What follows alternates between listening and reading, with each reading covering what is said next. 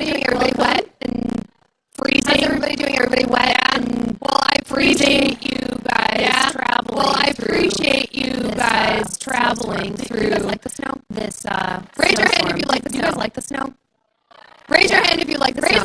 Raise your hand if you need to go move to Costa Rica. Raise your hand if you need to go move to Costa Rica. An acceptable answer, right? That is also an acceptable answer, right? You are here at the Rockefeller University. I think you are here at the Rockefeller University. I think a lot of you have been here before. Raise your hand if you've been here. So you guys are like my frequent flyers. Okay, so you guys are like my frequent flyers, you know? Except you're not going to get any points. But you'll get and free flights, cheesy crackers, but you'll get drinks, cheesy crackers and box drinks. Welcome to LOL. Welcome to LOL or Laugh Out Loud.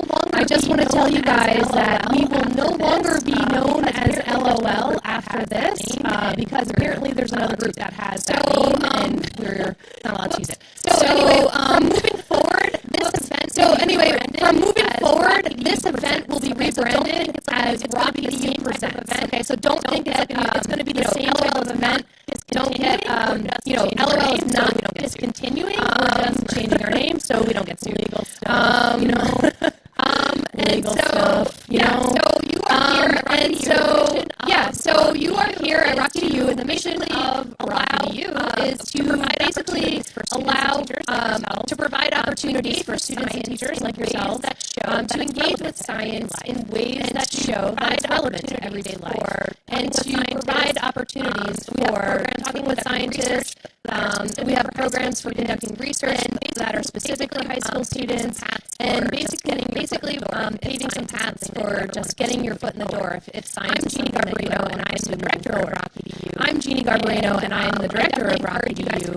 And I definitely encourage you guys to come talk to me after we have our fantastic event, or if you have any questions about how to get involved, or any of the programs at RockEDU. Today we are here to talk about today we are here to talk about failure.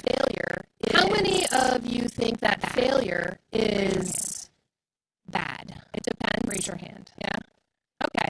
It depends. We're going to tell you that the way we think about failure in society. We're going to tell you that the way we think about failure in society is probably not the way that we should be thinking about failure in society, right? Because failure is actually a really good thing, because if we don't have failure, we don't learn.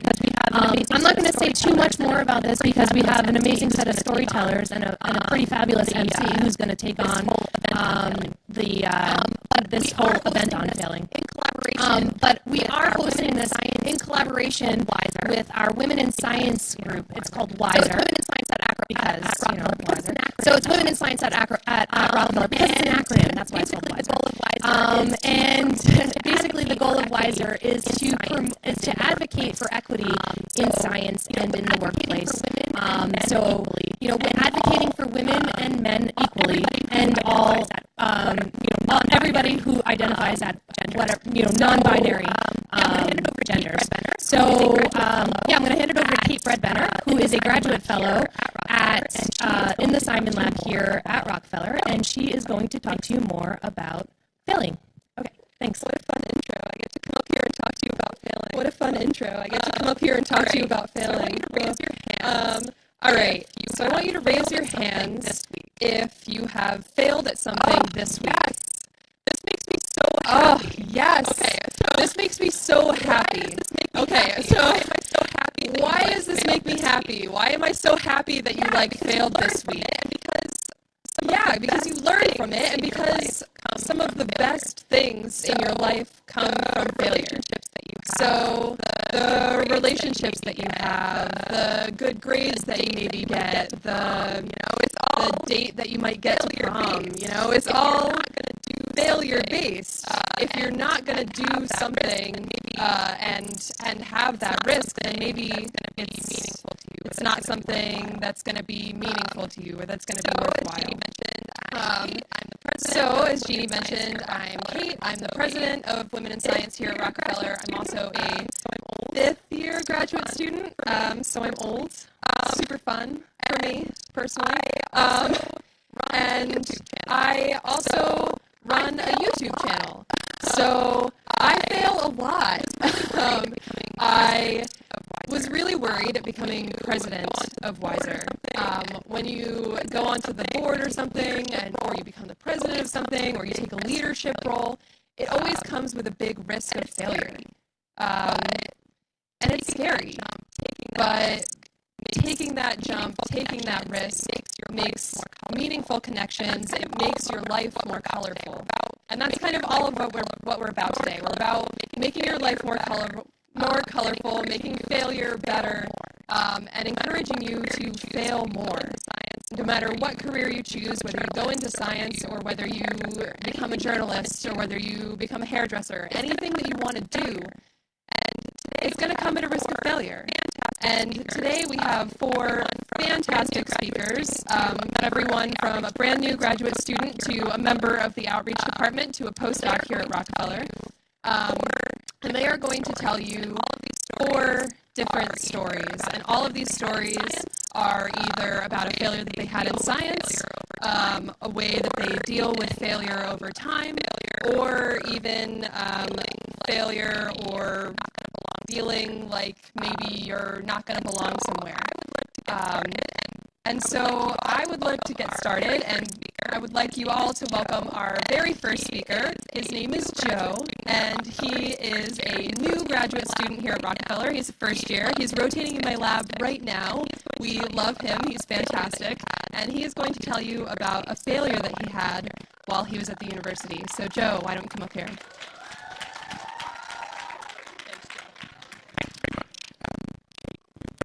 Thanks very much, Kate. You're very sweet.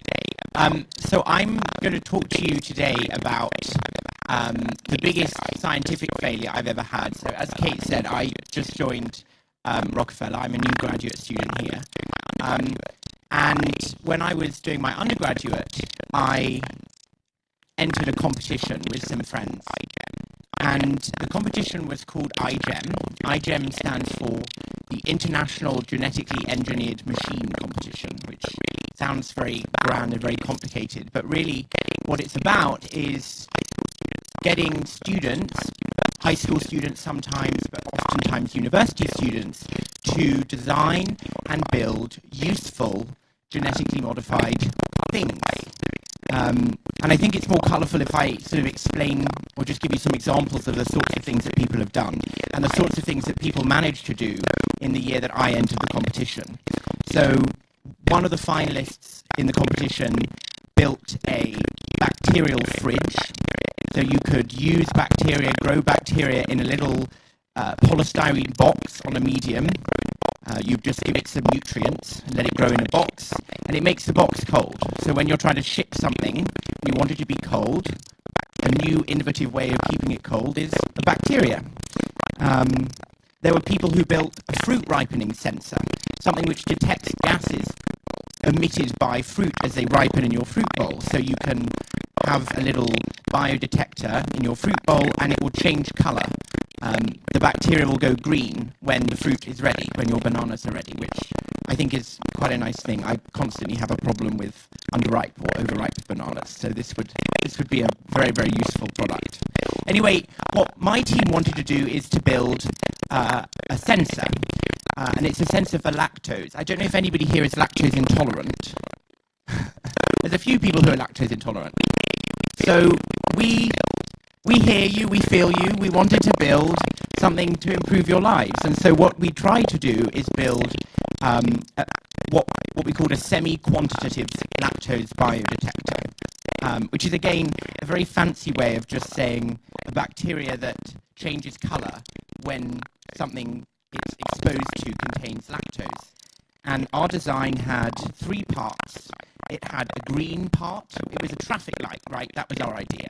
So when it was exposed to something which didn't contain lactose, it would change color and be green. And then when it was exposed to something that contained a little bit of lactose, it would be orange, and then a lot would be red.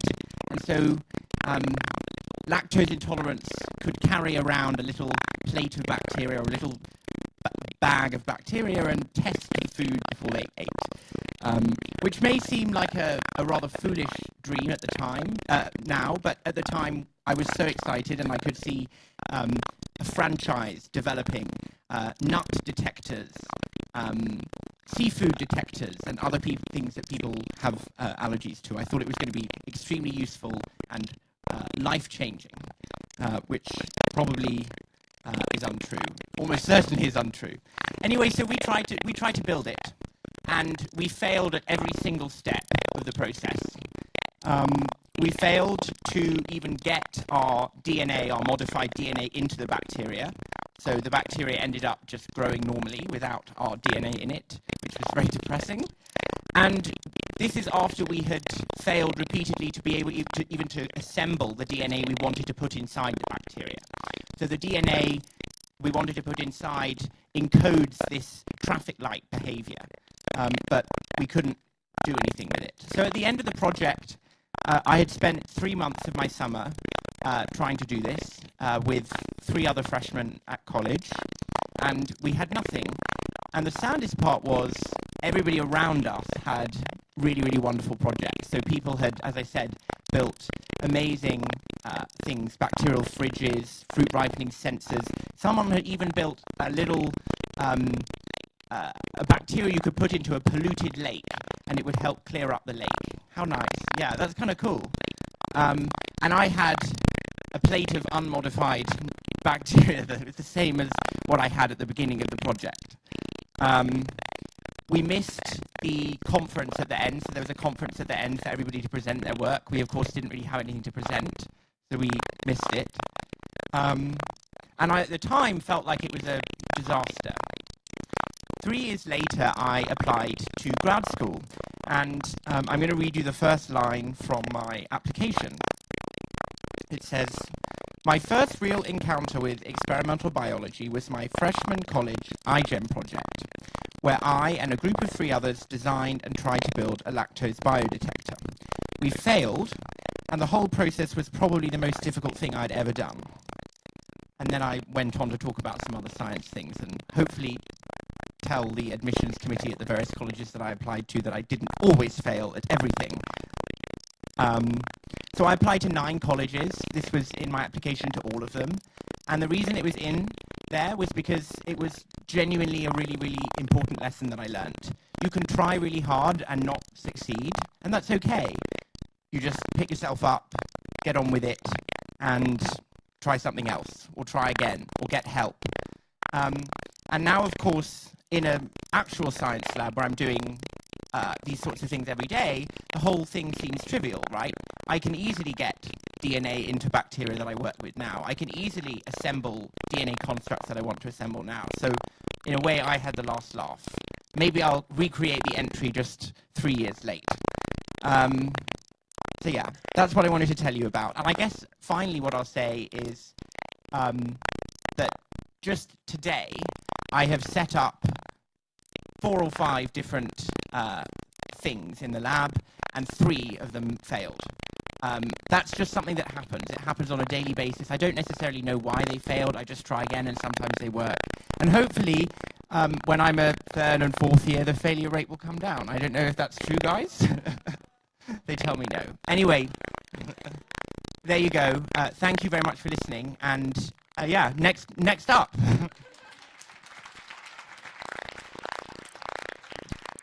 All right. Well, that was our fantastic first talk by our, well, the failure rate doesn't go down, Joe. I'm so sorry. I am a 5th year graduate student. I did maybe like 3 experiments this week, and all 3 of them failed. So that is part of science, but it doesn't mean that we don't learn. Just because things fail, we learn from them. Sometimes things fail and it's not your fault. It's also good to know how to deal with failure when maybe it is your fault, maybe it isn't your fault, but there's nothing maybe you can do about it, and to deal with the fear of failure. So our next speaker is going to talk about how she deals with the fear of failure and how many things she can be afraid of at one time. She's amazing. I love her story. It is super inspirational to me, and maybe I will take her up on her advice, and maybe you will too. So our next speaker is Shubha, and she is a postdoc in the Kapoor lab here at Rockefeller. So welcome, Shubha. Thank you, Kate. Hello. I'm a scientist, so as you heard from Joe, failure rate doesn't drop. I finished grad school, but I failed 3 experiments this week, and I think that's just an underestimate. I still have the weekend to go, and I don't know how much more will fail. So yeah, so as you heard, we face failures on an everyday basis, and the bad news is that the failure rate doesn't go down, and it's only going to get worse as you grow older, and fears never disappear. So, but the good thing is they can be tackled. And the better thing is, as you face more fears and more failures, you learn to tackle them better. And today I'm going to tell you a very short story of how I learned to tackle my fears and how I evolved strategies with time to tackle them better. So when I was in your age, like about high school, the worst nightmares were about my exams, like failing my exams, like getting a bad grade and, screwing up my GPA and ending up in a bad school. So that was my worst nightmare, I'm sure. How many of you have that nightmare? Oh yeah, oh yeah. So that was the worst fear. And, the fear was so deep that even today, like after decades of high school, I still sometimes get nightmares about failing a math test. I have no clue why, but it just comes once in a while. So at that time, the strategy I devised to cope up with my fear is to talk to people who have similar fears. So in this case, it'll be my classmates who have to take the similar exam. I'm like, okay, I'm miserable. You are also miserable. Okay, then we are good, right? So that feels really good. And it gave me a lot of satisfaction to find people who have same fears as me and talk to them. But soon I realized that that's not the best way to do it, because for starters, first, it depends on somebody else being miserable at the same time as you, so that's kind of mean. And second, it's that you're not going to always find people that share similar fears as you. Something that might be scary to you might not be scary to somebody else, so that's not the best way to go. And then I came to grad school, where I was working on where I faced probably my worst fears.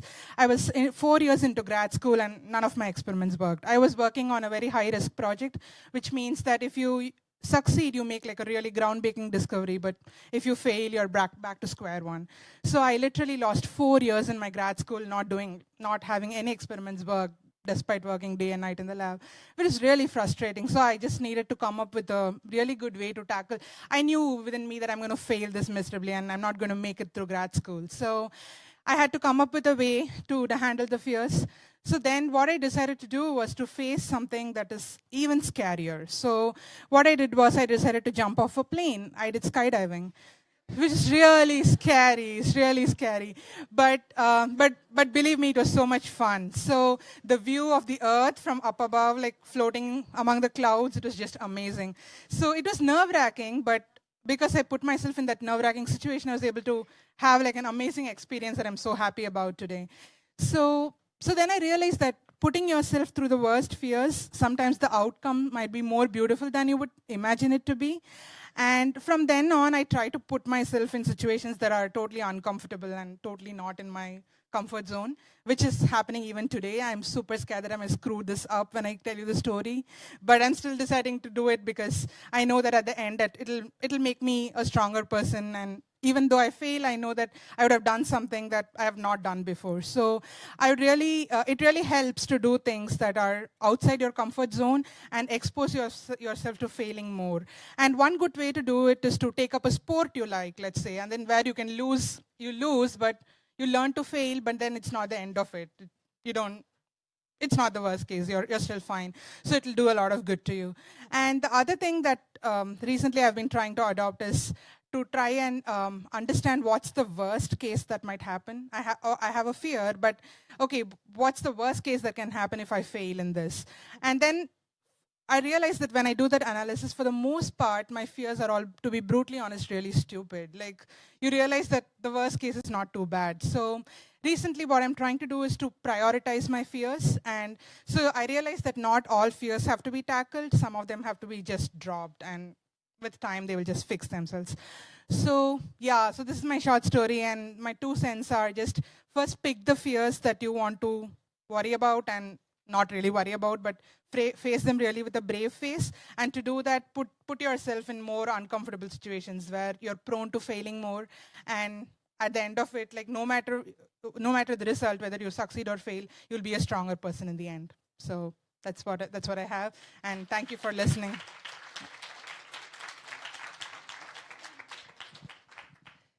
Okay, so how many of you want to go skydiving now? Yeah, all right, me too. We'll organize a trip after this. I think it'll be perfect. Yeah, we'll do it. Yeah, so dealing with your fears is always huge, right? I'm still working on this. I'm 26? Yeah, I'm 26. I'm 26 now. And I am still learning how to deal with my fears because they never really go away. They just become different over time. The things that you're scared of become different over time. And so maybe I will take her advice and make a list of the things that I'm afraid of, which are a lot of things, you know. I'm not afraid of spiders, so that's like one good thing, right? So maybe even like, I don't know, find things that you're not afraid of that other people are afraid of, and you can like hold that. That sounds good. Maybe that's advice. Anyway, let's move on to our next talk. So our next speaker is part of the outreach department here. She's fantastic. Everyone loves her. Her laugh is infectious. She's so great. So please welcome our next speaker, Odalis. I feel like a celebrity. All right, so I think most of you guys have seen me before. So I'm Odalis once again. And so today I'm going to talk about my trajectory and kind of how I failed on that trajectory, how it made me feel, and how I used that to get to where I am today. So, as you may or may not know, I'm actually born and raised in St. Croix, U.S. Virgin Islands. You know where that is? No one. So it's a really small island, 84 square miles, made up of, there are 4 different islands. I'm from the big island, right? 84 square miles. And on that one big island, there are about 60,000 people. All right? Yes, very small. And so it's southeast of Puerto Rico. So everyone knows where Puerto Rico is? Okay. So we're nearby. We have a VI Puerto Rico Friendship Day. That's how close we are. And so born and raised in the Virgin Islands. And as you may or may not know, in the Caribbean, I'm like one of 90% of the Black Hispanic community, right? Which is really cool. You know, I never had, I heard about like things of people facing in the States with racism, et cetera, et cetera. I'm like, oh yeah, that sounds terrible. That's really sad. And then I went to college. So I went to college in St. Thomas, which is another one of the U.S. Virgin Islands, but instead of 84 square miles, it's actually like 35 square miles, right? But 60,000 people as well, so it's a popular island. And so I went to college, University of the Virgin Islands in St. Thomas, and I majored in biology. And so majoring in biology, I was on my way to hopefully become a doctor because that's what my parents told me I had to be. And so in my senior year, I realized I didn't want to become a medical doctor, but I wanted to do something more. And because I loved science so much, I spoke to my advisor and I say, hey, I'm really interested in doing something. I don't want to stay home. I want to get away from my mom as far as possible. Can you tell me what next step I should take? So my advisor told me like, hey, you're a really good student. If you really love science, you should do what we call a post-baccalaureate program. So it's pretty much a program where you go to after college to get more experience in research and to take classes. So I'm like, all right, cool, sure. It's going to get me off of the island. I'm going to go to the mainland. It's going to be amazing. Got into University of Rochester Medical Center. Do you guys know where Rochester, New York is? Cool. Upstate New York, not New York City. That was my first mistake. All right. So got up to University of Rochester. And when I get there, start my classes, I realize that now I am the only Black person in the entire medical center. Not only the only Black person in my class, but I was the only Black woman in my class. So imagine how that felt, where I felt like I was, on top of my game at school and in college, and now I come to this really large university where it's 100 students, and I'm sitting there like, WTF, what did I get myself into? And, just going there and interacting with people, trying to find new friends, I was really discouraged. I didn't have anyone to study with. And the looks that I would get from people was kind of uncomfortable. And I didn't actually realize that it was so bad until one day I went to go to a seminar because I wanted to learn more. And I'm standing in line because, seminars have free food, right? Standing in line for the free food, waiting for the free food. And the lady who was manning the food looks at me and says, "Oh, I'm sorry. This is not for custodial workers." Yeah. And I was in shock. And I'm like, I'm a student. Why would you think I'm a cleaner? Like, that's not cool. I don't even think I told her anything. I was like, all right. And I kept it moving. At this point, I was like, I'm in the wrong place. I need to go back home, but I can't disappoint myself. I can't disappoint my parents. All right. To make matters worse, my first exam is coming up. My first big exam at the big university. I study my ass off. Like midnight, I'm up, I'm studying, I'm reading everything, I'm writing out notes. I'm like, I got this, go into the exam, sit down. Once again, class of 100 students. A week later, I get a scores. What do you think I did, pass or fail? I failed miserably, right? My score, it wasn't the lowest score, so that was the good part of my failure. But it was a 30% out of 100, but I think someone scored a 10%. So I was still on the upper failure part. And at this point, not only do I feel like I'm unwanted, I also feel like I don't belong. I've worked so hard. I've left everything I know from my fun little island. I've moved to where it's cold and miserable, and everyone thinks I'm something else than that I really am. And who would have moved back home at that moment? I wanted to. Right? I was very close to dropping everything and said, I don't think I want it that bad. I'm good. I'm gonna go back. I'll become a high school teacher. I enjoy educating. It is what it is. But I actually took that failure, took everything that was against me. I found people to study with. I went to my advisors. I told them how I felt. And what do you think happened for the next exam? I killed it, right? And not only was I able to pass that exam, I was also able to get into graduate school. I was also able to pursue my PhD degree. I graduated in 2015 with a PhD in microbiology and immunology, all right? I also ended up teaching medical students. I taught graduate students. I taught undergraduate students. And now I'm doing the job that I love, right?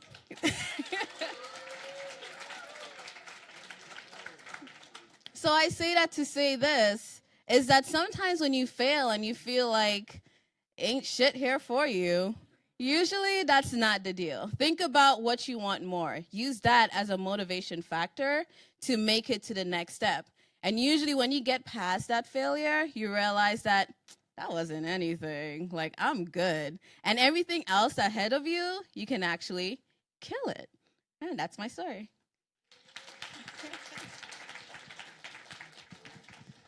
Ooh, man, that is a great story. So the best part about that story is that when everything was looking down, you ask for help, right? Your friends are there, your family is there. Nobody wants you to fail. I want every single person in this room to succeed. And if there is anything that I can do to help you succeed, I want to do it, right? So your advisors, your friends, your family, your peers, they want you to succeed. So when you need help, ask for it, especially when you're feeling a little down after repeated failures. That's pretty much how I'm getting through grad school. All right, so we have one more speaker from you. She is also completely fantastic. She is also from my lab, the Simon Lab. And she is just, she's so near and dear to my heart. She's wearing a great sweater. Give it out for her. Gabriella Spitzbecker. Thanks for such a sweet introduction, Kate. It's a really hard story to follow up, but I want to talk about a time that I let my personal life and my work life come together in a way that really scared me and how that paid off for me in the end. So this isn't a story of a true failure, but a fear of personal failure. So I'll set the stage. I came to Rockefeller as a graduate student, and I was in a lab that I hadn't joined yet, so I wasn't really that comfortable on my turf yet. And I got an email from someone who I didn't know that well. All I knew is that we were both gay. And the email was about starting a group for LGBT scientists at Rockefeller. And I got the email and I closed the email and I had to think about what to do about it, because I realized that I actually felt I had never thought about the fact that maybe we would need something like that. I never thought about the fact that we didn't have it. And I felt kind of weird about being the person to start it. And so thinking back to that time, I was trying to figure out what exactly I was afraid of. And I think my first fear is that I would be seen as a weirdo. Like, who is this lady? I was worried about being seen as a lesbian scientist as the most important thing about me. I was also worried that I'd be taken less seriously, like if I was someone who was really involved in activism for my community, that people wouldn't care about my scientific work as much. But at the time, I thought about the fact that I felt kind of nervous about this, and I realized that if I felt nervous about it, that really showed that we really needed something, because I've been really lucky. I've faced very little oppression. My family was super great. So if I was uncomfortable, I realized that there must be a lot of people who were even more uncomfortable. And so I reopened the email, said yes, and we started a group called People at Rockefeller Identifying as Sexual and Gender Minorities, PRISM. We have a really awesome acronym. So I started it with 3 other graduate students, one of whom is here, and a postdoc. And it's been such a rewarding experience, and it's paid off for me 1,000-fold, both personally and professionally. So first of all, one of the first things I had to do after starting PRISM was actually one of the things I was most nervous about, which was send an email inviting people to our first party. So I was sending an email from my email to the entire campus, including our president, inviting them to a gay party. I was like, these people have never met me before. This is the first contact they're ever having with me. This is the first time they're seeing my name, and this is the first thing they're going to know about me. But we actually got a personal email back from the president apologizing for not being able to come to the party, which was a really great sign. And our first party was fantastic. We had so many people come. There were all sorts of other queer people who came out of the woodwork, and also lots of other people who wanted to be supportive. So I think my fear of being seen as a weirdo was really very unjustified. And the other reason that I thought it was really important to help start PRISM is that we realized that we didn't know any faculty members, no successful scientists who were openly gay. And that made me realize that I had no mentors or role models who were like me at the highest level of my profession. And I think in science, as well as in many other careers, it's really important to know that there are people who are like you who are successful. And so we realized that if we didn't have those people here, we were going to have to find them, pay for their train tickets, and bring them here to talk to us. So we've been organizing a few panels and get-togethers with really successful gay and trans scientists from different universities, and we get to ask them questions about their work life, their professional life, how things have changed over their careers, how they mentor students, what we can do to help other people in our community. And it's been so great for the entire university, because people who never thought about this before are now talking about it. It's not a weird thing. It's a normal thing that we now talk about at work. And also now I know these people. And so I have my own mentors and connections. And so when I'm looking to move to the next step in my career, all these people that I had to reach out to as a lesbian scientist now know me. They remember my name. I can send them an email and ask them for help. So I feel like the moral of this story is that you really can't fail by being true to yourself.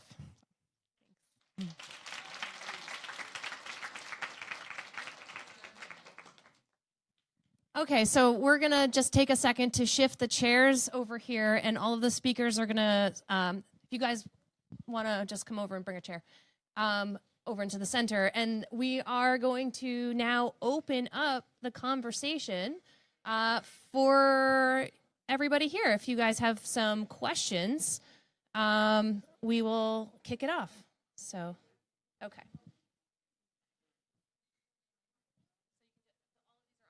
Share and go down. Okay, so I'm going to moderate.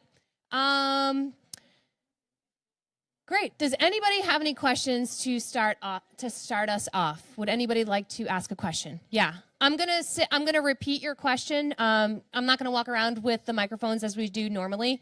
I'm just gonna repeat your question, and so that everybody can hear us in the live stream. Okay. Yes.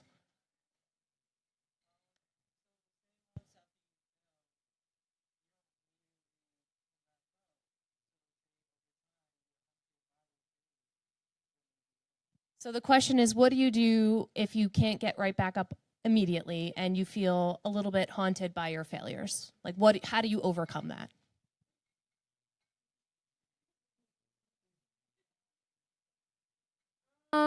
Good question. I think what one of the speakers mentioned is thinking of worst case scenarios and also thinking about how much worse it can be. So anytime I do a failure, say like my scenario, I'll be like, oh, it could be much worse if I drop out and don't have a job, right? Or it could be much worse if I go back home and everybody's like, you went away to go to school and you came back and you didn't finish, right? So just thinking about like the worst case scenario so that the failure wouldn't haunt me, it'll actually motivate me to do a little bit more. And also think about like that's in the past, right? You can't go back and change it, right? Once the failure is there, all you can do from it is actually learn from it and try not to let it haunt you. Because if you think about it, what can you do to go back and change it? Nothing. Is this working? I usually try to see if my past failures, the ones that like really haunt me, that are like so stressful, like you think about them when you're falling asleep at night and you're like, oh, that time that I messed up, I'm the worst person. I like try to turn that into a funny story that I can tell other people. So like usually those things, like they're so emotionally fraught, but there's also usually something in there that can be something that like your story was like so horrifying but turned into like a really funny story. Here it's very cathartic, and I think a lot of painful experiences can turn into like you can sort of turn the emotion that you have around them. So the one thing that I also do is to think about totally something else, like try to not think about it. That's easy and difficult at the same time. It's easy to say, don't think about it, but try to focus on something else that you're more excited about and you feel more positive about. Then you need not actively forget something, but actively remember something else, and then you can slowly, it won't haunt you anymore. So that's what I do. I'm going to echo that feeling. I mean, anything does not go away immediately. And I guess people here tonight talking about things, these are all things that happened years potentially ago. I mean, my story happened, 3.5 years ago. You don't get to a place where you're super happy about your failure after it happens immediately. I don't think I know a human being alive who can fail and then turn around and be like, great. That's just not your response. I failed a test. Fabulous. I've learned a lesson. That's not how people respond. But you just have to gradually get over something and know that in the long run, people do not remain, on the whole, totally possessed by what they were afraid of when they were, a young teenager. Most people get over things. In fact, I would say everyone does, right? Everybody grows and learns, and the things that I was worried about 3 years ago, I'm very much not worried about now. I have a whole shopping list of other concerns now. So, yeah. Great. Okay, so Nika, to your left. Yeah.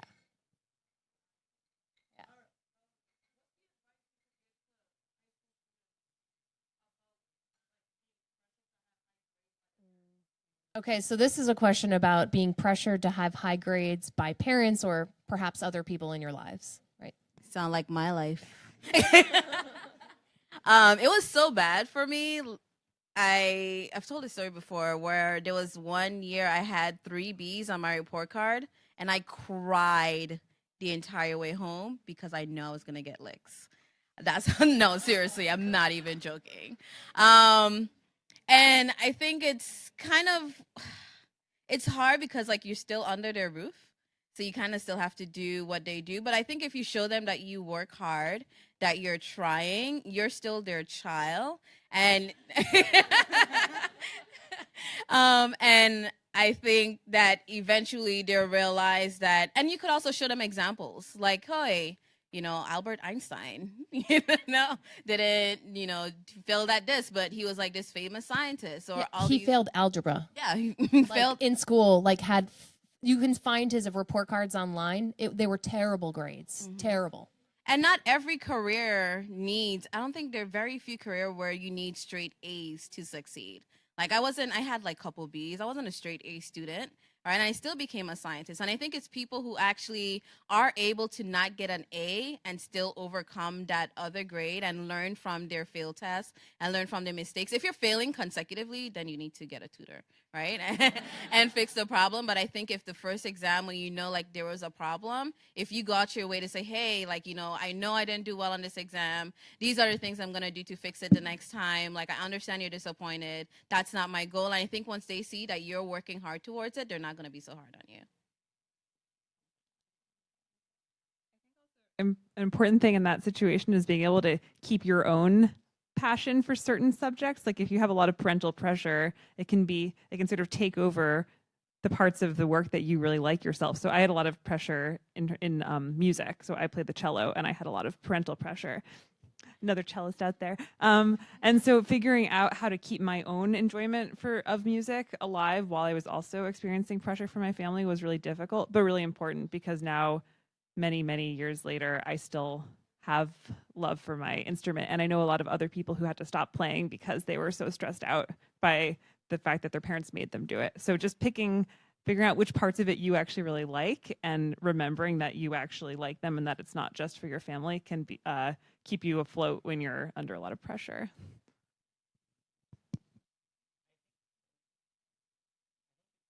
It'll go. I think a really good thing is to ask for help, because there's usually a lot of people around you who, they're not rooting for you to fail, right? Nobody is happy when somebody fails a test, right? That's not how people are. So I would encourage you to reach out to people. They might be friends, they might be teachers, they might be your parents themselves. You know, turn the question on its head. You're unhappy about me getting a B. What do you suggest I do? You know, can you help me learn this type thing? So I would strongly urge you to ask for help from people if you need it. Great. We'll go with the question over here. I think it's a black shirt. Yeah. Your hand was up for a while.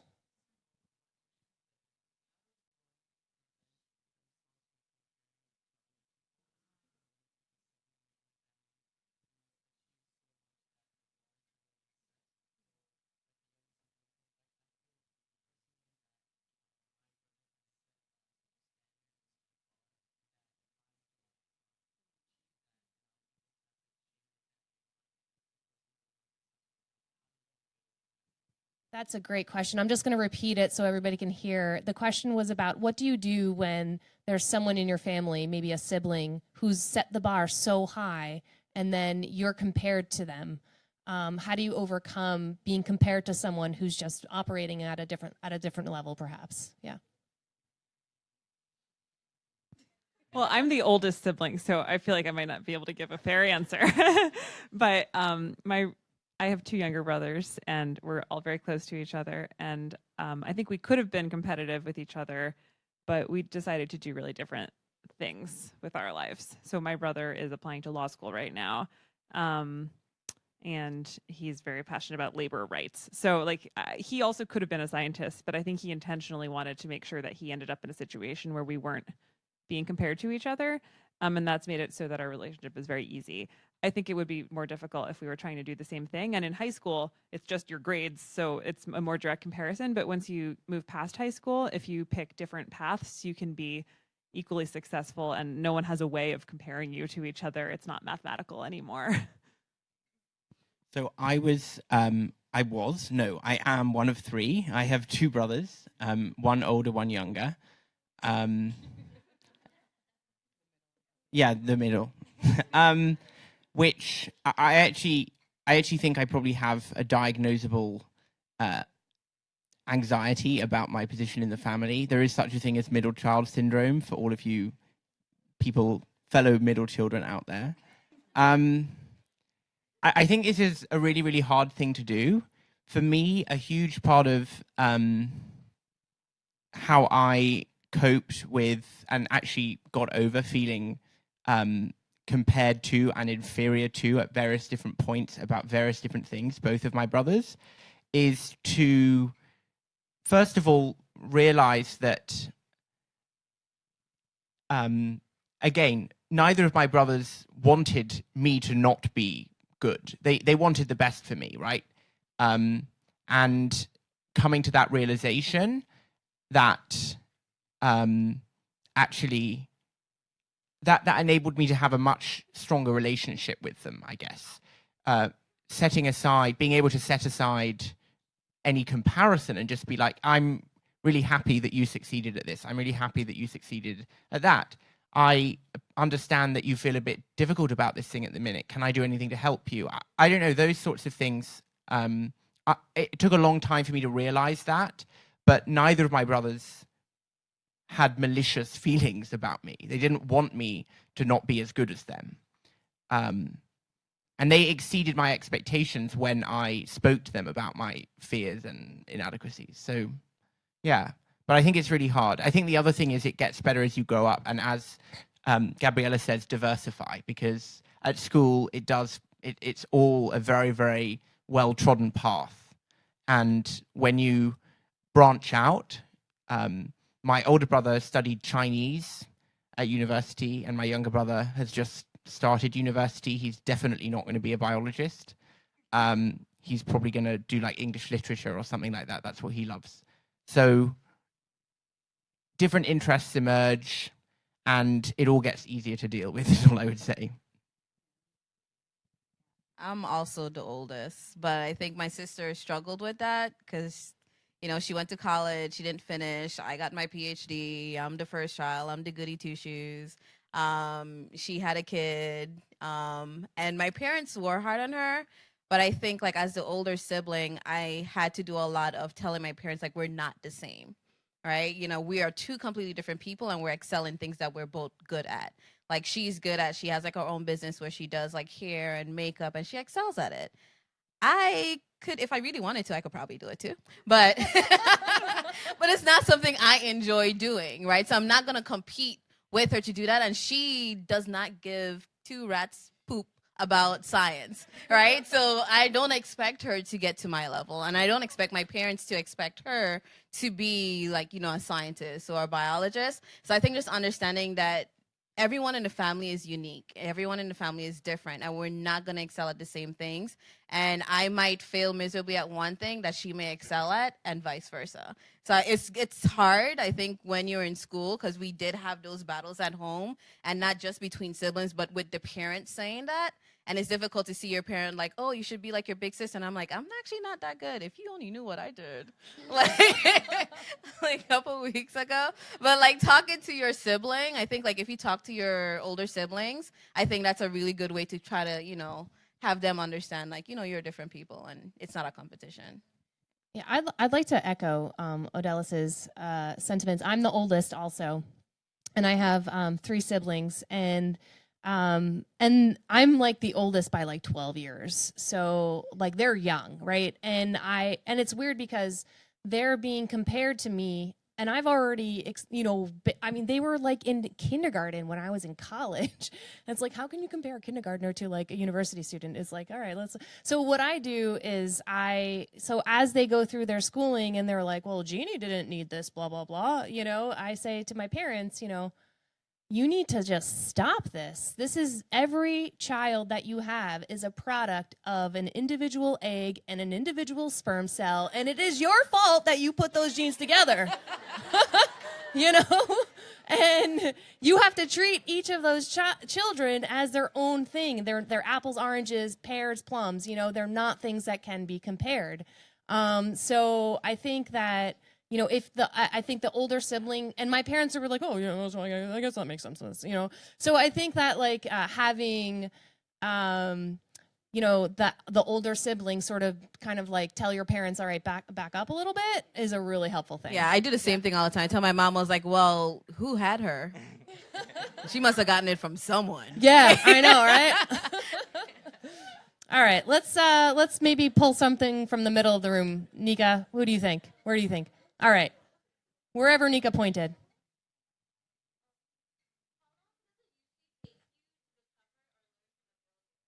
Okay, so how long does it take you to recover or learn from a failure? I think it depends on the failure.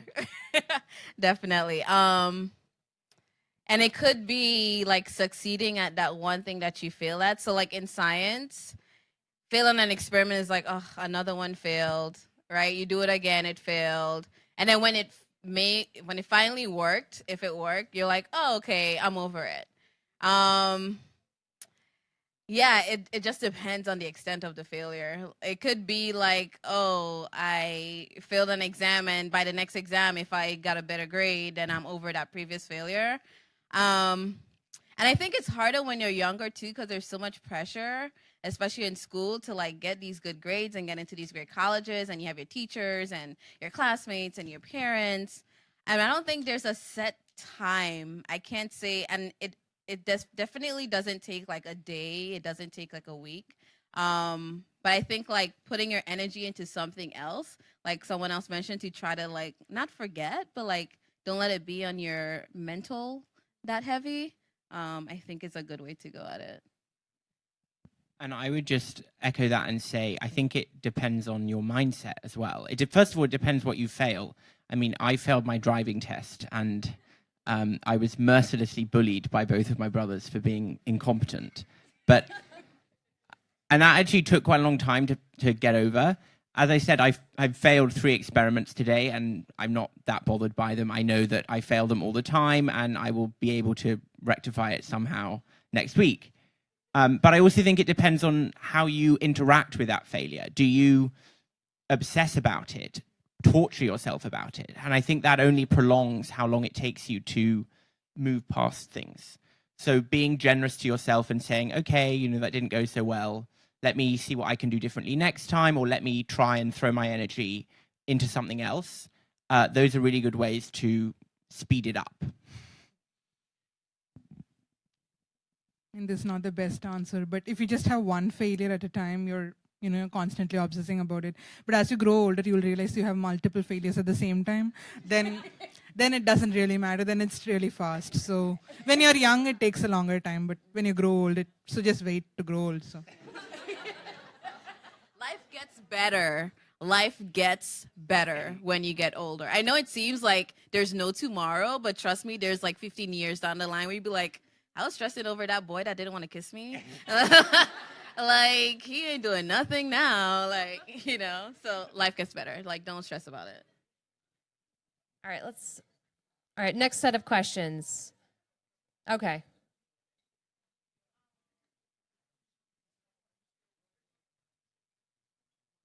Joe, are you still working on the lactose No, experiment? I gave up. I cut my losses.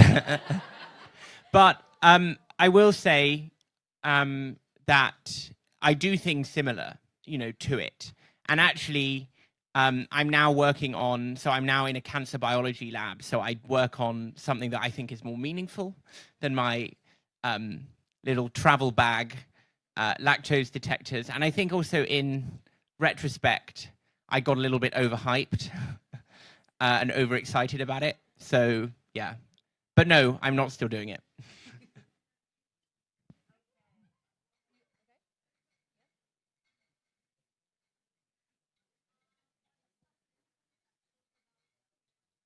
Okay, so we are talking about misconceptions when it comes to failure. So what are your thoughts on the misconceptions pertaining to failure? Well, I'm a perfectionist, so a misconception that I have always had is that it's possible to not fail. It's not possible. You will always fail. You can't be perfect. And something that I mentioned before that I play cello, and so when your cello performance is like really scary thing because you have one shot and there are people watching you and you're doing a really difficult physical activity and it's really hard not to mess up a little bit, and really, really great people mess up all the time. And so I got a piece of advice from a cello teacher that has been really helpful for me, and he said you always will play one wrong note in a recital and you just wait for it. And then you're like, oh, there it was. Okay. And that's been like really helpful for me for so many things, because you can just be like, oh, well, it's coming. And so it's not going to surprise you. You just see it and you're like, oh, there it was. All right. Maybe now I don't need to have another one. But I think the fact that you can avoid it is a misconception that I had. I think another one is that failure is bad. Like, it's not necessarily a bad thing.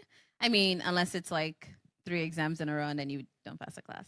But like, especially in science, like I remember failing, like for months I was working on one experiment. And I was like, I can't be this stupid. Like, I'm doing everything right. Like, I'm following the protocol. All the papers say that this is the way you should do it. It was like a new model organism that I don't think much people have worked on this one protein. And like, I was basically like, I'm dumb. And this one other scientist from like Canada, I guess, came across my name and this similar project. And he's like, hey, like, I've been working on this experiment and it doesn't work. And I'm like, word, mine doesn't work either. We're not stupid. It's the parasite. And so, like, that actually led to a discovery that for some reason, this particular protein we're unable to express in this particular organism, right? So in that sense, that failure actually led to us understanding something else about that question that we had. And I think a lot of times people feel like you can't get past that failure, it's going to haunt you forever. It doesn't. Like, everyone fails. Who in here has not failed before? Right? So like, there's no like perfect person, there's no perfect way. Like, we all have to fail in order to get to where we're going to get to in life. And I like to think like everything happens for a reason. Failure is part of life. Like, do it and get over it. Yeah, I'd like to echo that. Like, my misconception was that, okay, what will people think about me if I failed? I mean, like, what will my parents think? What will my friends think? You know, I'm a loser. No, like, each of them go through the same amount of failure. They just don't talk about it. That's it. So, yeah. So don't worry about what others might think if you fail. So. I just wish everybody would talk about their failures a little bit more honestly. I mean, I don't know if you guys do anything on Facebook, but I had been on Facebook for a little while, and everybody is, or Instagram, and everything is like totally like perfect and beautiful and photoshopped. And you know, I'm a mom and I have kids and I try to work, and like I see these other moms like posting these things about like these like 75 layered birthday cakes and like these beautiful, and I'm like, oh my God, I can never do that for my kids.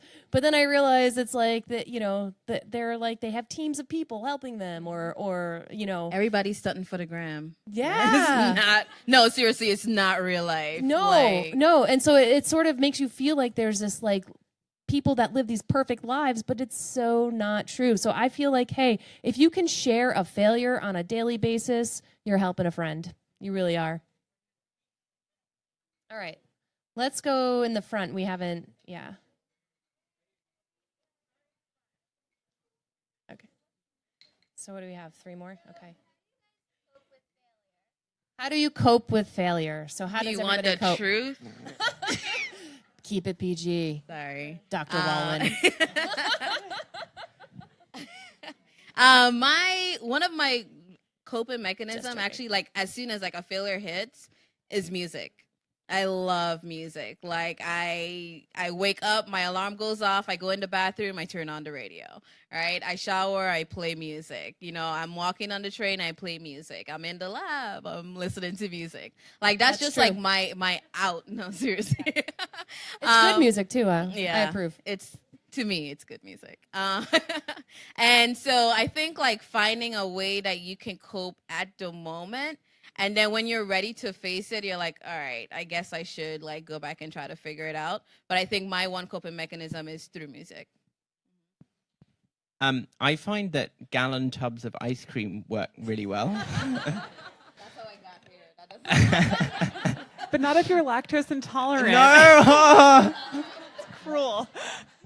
I usually take a shower or like a bath. Like, that's my, like, it cleanses the failure off of me, and I can think again, ice cream would be a disaster. Yeah. No, I mean, I'm not lactose intolerant, and it's not the ice cream, it's just being in like a cozy, nice environment. I watch like a movie, curl up in my bed and eat something, usually is what I do. And then, you know, go to bed and it will be better in the morning, because it almost always is.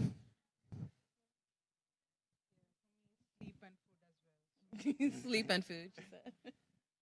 I just got a puppy. It's a really great I know. I'm telling you, I rescued her from Ohio, from like a puppy mill. It's like a lab hound mix. Her name is Willow. She's adorable.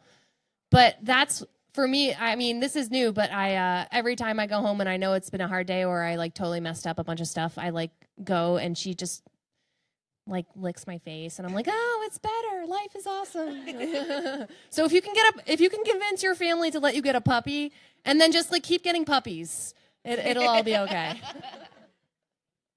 Okay, let's see.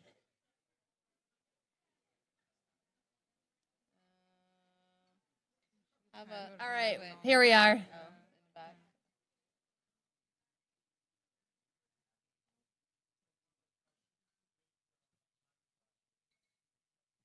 Can you speak up a little bit? Are you able to hear?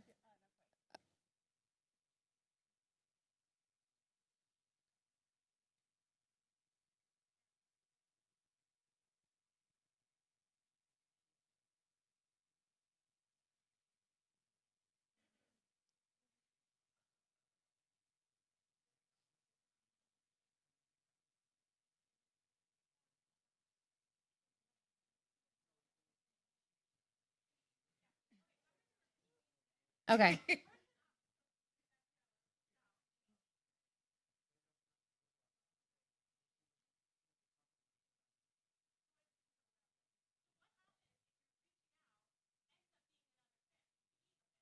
Yeah. Well, that would be a very scary situation. But the nice thing is that there will be, I think in this kind of thing, there will always be at least one other person who really appreciates that you put yourself out there. And if it's the kind of sort of environment where there isn't a lot of support, the one or two other people, or maybe it's even more than that, who really appreciate that you reached out will find you and you can team together. So like if we had not had a successful reception by the university, I would have still met I would have met other people who were in the same community as me and we could have banded together and supported each other. And in that type of environment, it's even more important. So like my high school was a lot less supportive than Rockefeller is now.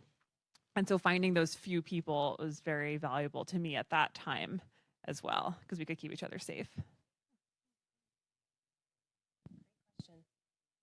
All right, let's see.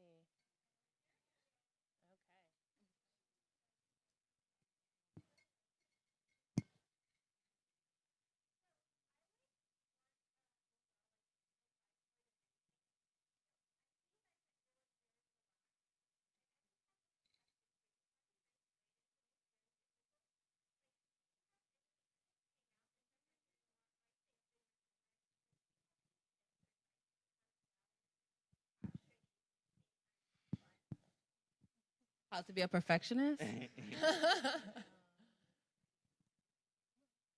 That's a really good question. It's a really hard thing to balance all the time, but I think acknowledging that your personal happiness is also really important and that you can't do your best work if you're stressed out. And it can be hard if there's family pressure, but like I know some people stay in the lab like super, super late. Like I know that if I'm sleep deprived, I can't do good work. I will just be dropping things. So I have to go home at a reasonable time and eat a healthy dinner and exercise and stuff like that. So I feel like because I'm kind of a perfectionist, I can justify taking the time to take care of myself because I know that it's necessary to also do good work. Like someone who's sleep deprived can't do well in a test. So you're not helping yourself by staying up late studying. At a certain point, you just have to get 8 hours of sleep. You know?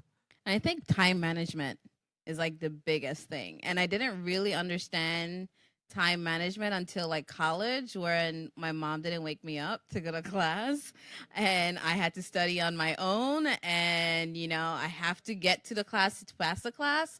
And it's something that you're gonna learn as you get older. In ninth grade, I feel ninth grade was like the toughest year, I think. Like just transitioning into high school, trying to figure it all out, how to balance all these classes. Like, how are my friends doing basketball and football and choir and getting A's? Like, when do you study? Like, do you have a life? But I think like learning, you know, I'm going to set aside an hour each day as soon as I come home. I'm going to spend that hour on this subject because that subject is closer than the other subject. So just even getting yourself a calendar, and I do it all the time. I have like 3 different calendars. I have a Google calendar, I have an iCalendar, and I have my notes.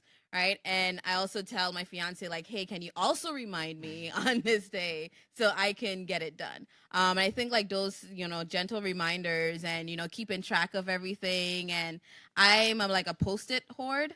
And so like every day I'll come in, I was like, okay, what's my to-do list today? And I write them out and I put them in order of what's most important, what's least important. And then I go off the list and I give myself like, okay, if I finish 3 things, I can go on Facebook for 5 minutes, right? No, seriously, it's like kind of like treating yourself, so you can get things done. And then I am not leaving work until sometimes. Well, most times I'm not leaving work until everything on this list is, ticked off. So writing lists, time management, getting a calendar, just trying to balance everything. And then you also have to decide like what's more important to you. Like maybe you have to get rid of an activity. When I was in high school, I was in choir, I was in band, I was in the spelling bee. And then I realized like I have to drop something because my grades were not suffering. And then so I think I dropped spelling bee. And then I, did the choir in the back because, music is life for me. So what makes you happy? What's more important? How can you balance everything that you love and still maintain those good grades? But it's going to take time. You're not going to get it this year. You're welcome. I think that I'd say 2 things. The first thing is everybody goes through a period in school, or at least that's what I tell myself because I certainly did, where they're unhappy and not balancing things and not managing their life exactly as they wish that they were.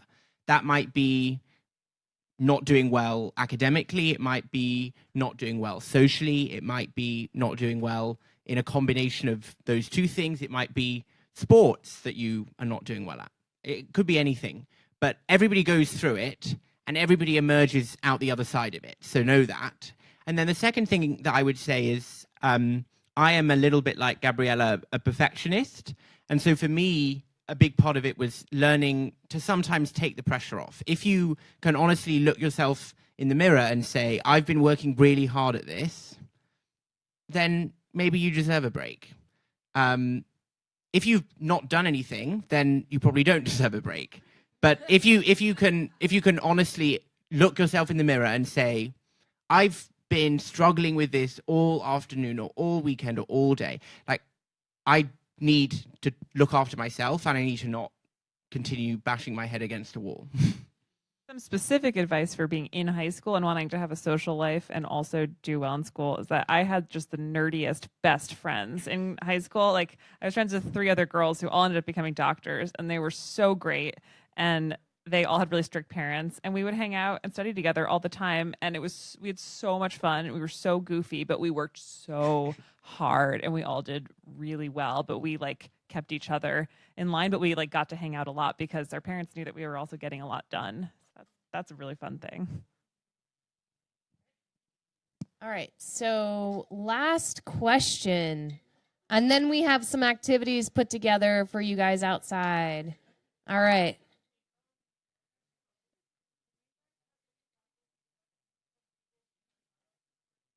Do we have any projects that what? Oh, projects that we've completed and are proud of. Okay. That's a fun question. I like the ending on this. Thank you for making it positive. Yeah. Well, aside from the horrible, abject lactose biodetector misadventure, there's lots of things that I've done that I'm proud of. I graduated. I just graduated in June. I'm very proud of that. So proud that I've decided to spend another 5 to 7 years to graduate again. So I'm very proud of that. I'm proud of decisions that I've made. So I think about priorities that I've had, people that I've looked out for. I had one friend in high school who went through a really, really difficult patch, and I looked out for him, and I was his friend when a lot of other people didn't want to be. And I look back on that, and I'm very proud of that. So I think you can be proud of lots of different things. They can be material achievements, but they can also be things that only you know about. So I would say I take equal pride in those different sorts of things. I'm proud that I cleaned my apartment last weekend. I'm joking, but not really. I'm proud that I cooked 3 days this week at home. I'm proud that I wrote a thesis on my own, and I'm proud that I graduated. That was in my story, right? I graduated twice. And I'm proud that I made it in the big city, right? That was an ongoing project, and hopefully I can stick around until like I'm tired of paying ridiculous rent, and then I move to the South like everyone else. Yeah, I'm proud of graduating as well. Like, I had a tough grad school. Like, 4 or 5 years, I had nothing to show for, and my experiments were not working, which is like kind of usual. But yeah, towards the end, it all worked out. So if you just give it time, I realized that many things fall in place. So I'm so happy I made it through grad school, and I'm proud of it. So. I'm proud of getting into grad school. I'm proud of being healthier now than I was in high school. Like, I exercise and eat way better than I did when I was younger, which I think that's an accomplishment. And I'm proud of having a really healthy personal life. I guess I'll answer too. So I'm proud of the fact that you are all in this audience right now. I'm proud of RockEDU. And I'm proud that we, as a university who has been fairly closed off to the rest of the world, is now opening the doors to the people that deserve to be here, in addition to the scientists that are here. So I'm proud of you guys. So thank you. All right, so I hope that y'all have learned a little bit about failure and how failure is not equivalent to bad, but failure is actually a thing that can be embraced and can be used for moving forward. If you don't fail, you don't grow. So that's an important thing to remember moving forward. I'd like for you to continue keeping in touch. If you'd like to come and join us outside, we have some activities. Some things that you can fail at really easily, but then if you keep on practicing, you'll be fine, like origami. So we have a bunch of things. If you guys want to check it out, there's good directions. And if anybody has any questions about RockEDU or programs, come find me, okay? Or me. Or Adelis, yes. And thank you so much